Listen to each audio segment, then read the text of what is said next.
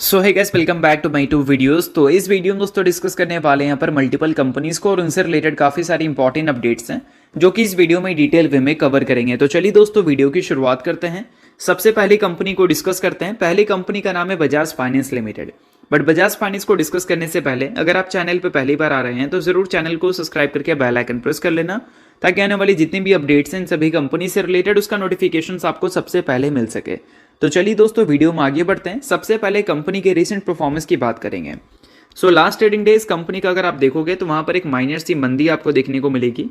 But पिछले एक महीने में मंदी का जो नंबर है वो काफ़ी ज़्यादा है, 6% के आसपास का। और अगर पिछले कुछ टाइम से अगर कंपनी का ट्रैक रिकॉर्ड देखें, लाइक पिछले 6 महीने का रिकॉर्ड, तो वहां पर सिर्फ 1.5% का रिटर्न कंपनी ने दिया है। और कंपनी का ऑल टाइम हाई से अगर कंपनी के करंट मार्केट प्राइस को कंपैरिजन करें तो वहां पर गिरावट करीब आपको 14% तक देखने को मिलेगा। अब लगातार कंपनी में जो गिरावट बैक टू बैक सेशन में देखने को मिल रहा है, इस गिरावट का रीजन आपको बच्चा बता सकता है कि आरबीआई की तरफ से जो कंपनी के बिजनेस में एक झटका लगा है, उस वजह से कंपनी के नंबर्स 1-2 क्वार्टर में वीक आने के चांसेस हैं। बट ये सारी जो झटके हैं वो कंपनी के कंज्यूमर लेंडिंग बिजनेस से में लगे हैं। और कंज्यूमर लेंडिंग बिजनेस कंपनी का AUM यानी कि एसेट अंडर मैनेजमेंट का 32% का कंट्रीब्यूशन देता है। यानी कि 100 करोड़ का मान लो कंपनी का AUM है, तो उसमें से 32 करोड़ का जो AUM है वो कंज्यूमर लेंडिंग बिजनेस से जनरेट होता है। बट उसके अलावा मॉर्गेजेस भी एक कंपनी का बिजनेस है, जहां पर कंपनी को 31% कॉन्ट्रीब्यूशन मिलता है। और इसमें कंपनी होम लोन्स में काम करती है, लोन्स अगेंस्ट प्रॉपर्टीज में काम करती है, डेवलपर फाइनेंस में काम करती है, और भी कंपनी का काफ़ी सारा कामकाज है। अब देखो दोस्तों, एक कंपनी सिर्फ एक सेगमेंट में काम नहीं करती है, उसके अलावा कंपनी का कामकाज काफ़ी सारे सेगमेंट्स में देखने को मिलता है। बट जितनी सेगमेंट्स में कंपनी काम कर रही है वो सभी सेगमेंट्स में कंपनी का ही प्रेजेंस है, इसकी कोई चांसेस नहीं रहती है। इस वजह से कंपनी एक सब्सिडरी कंपनी ओपन करती है, जिसके लिए एक न्यू मैनेजमेंट रहता है और वो सब्सिडरी कंपनी उस पर्टिकुलर सेगमेंट को चलाती है। अब यहाँ पर क्या है कि जो मॉर्गेजेस सेगमेंट है कंपनी का, उसको चलाती है बजाज हाउसिंग फाइनेंस लिमिटेड, जो कि आप यहाँ पर नोट कर सकते हैं। और बजाज हाउसिंग फाइनेंस का 100% स्टेक बजाज फाइनेंस होल्ड करती है, जो कि आप यहाँ पर देख सकते हैं। और ये जो टोटल कंट्रीब्यूशन करके देती है एसेट अंडर मैनेजमेंट का, वो 53,322 करोड़ है। बट मैं अगर आपको बोलूँ कि बजाज हाउसिंग फाइनेंस फ्यूचर में आपको डिमर्ज होती हुई नजर आएगी, तो डेफिनेटली आपको इससे काफ़ी ज़्यादा शॉक लगेगा। जी हाँ दोस्तों, ये चीज़ ऑफिशियल है कि बजाज हाउसिंग फाइनेंस आपको फ्यूचर में मार्केट में डिमर्ज होती भी नजर आएगी। और ये जो फ्यूचर की मैं बात कर रहा हूँ, ये फ्यूचर ऐसा नहीं कि 1-2 क्वार्टर की बात है, इसके लिए थोड़ा सा आपको और टाइम बजाज फाइनेंस को देना पड़ेगा। रिसेंटली कंपनी ने जो अपने Q2 के नंबर को पब्लिश किया था, तो उसके साथ कंपनी ने अपने फ्यूचर आउटलुक को लेकर भी कुछ इन्फॉर्मेशन मेंशन की थी। इसमें सबसे पहले कंपनी ने बताया था कि इस ईयर यानी कि ये साल कंपनी 1.3 करोड़ से लेकर 1.4 करोड़ कस्टमर्स को ऐड करने वाली है। तो चलिए, ये एक अच्छी बात है कंपनी के बिजनेस के हिसाब से देखा जाए तो। उसके अलावा कंपनी ने बताया था कि listing of housing finance business is at least 8 quarter away. यानी कि हाउसिंग फाइनेंस बिजनेस का जो मार्केट में लिस्ट होने वाला है, उसके लिए कम से कम 8 क्वार्टर का टाइम लगेगा, या फिर कम से कम बोला जा रहा है तो मतलब 8 क्वार्टर तो लगना ही है। हो सकता है 9, 10, 12 क्वार्टर भी लग सकता है। तो अगर इससे अंदाज़ा लगाएं तो यहाँ पर जो लिस्टिंग है वो FY 2026 के एंड तक हमें देखने को मिलेगी। जहाँ तक कंपनी की स्टेटमेंट है उस हिसाब से मैं बता रहा हूँ, हो सकता है कि 2027 तक भी ये चीज़ आपको खिंचता हुआ नजर आए। बट ये काफ़ी बड़ी अपडेट है जो कि आपको पता होनी चाहिए। बट काफ़ी सारे इन्वेस्टर ये भी चीज़ सोचेंगे कि हाउसिंग फाइनेंस बिजनेस अगर डिमर्ज होती है तो इसके बदले जो बजाज फाइनेंस के शेयर होल्डर हैं उनको क्या मिलेगा। तो देखो दोस्तों, इसका कोई भी कंफर्मेशन मेरे पास है नहीं कि क्या मिलेगा क्या नहीं मिलेगा। वो चीज़ कंपनी जब आने वाले कल में अनाउंस करेगी तो कंपनी के साइड से ही प्रॉपर डिटेलिंग हमें क्लियर हो जाएगी। तो अभी इस हिसाब से सोचना गलत है कि एक शेयर के बदले कितना शेयर मिलेगा। और इसके अलावा दोस्तों, एक और चीज़ कंपनी ने मेंशन किया था, और वो चीज़ था कंपनी का ग्रोथ गाइडेंस।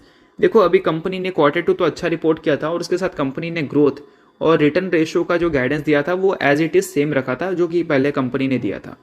बट हो सकता है कि Q3 का जो नंबर कंपनी पब्लिश करे उसमें कंपनी अपने गाइडेंस को थोड़ा सा कट कर सकती है, क्योंकि आरबीआई का जो झटका लगा है कंपनी के EMI कार्ड लोन्स पे और ई-कॉम लोन्स पे, उसके वजह से कंपनी के बिजनेस में इफेक्ट पड़ सकती है, जिस वजह से कंपनी के नंबर ट्रिम होने के चांसेस हैं।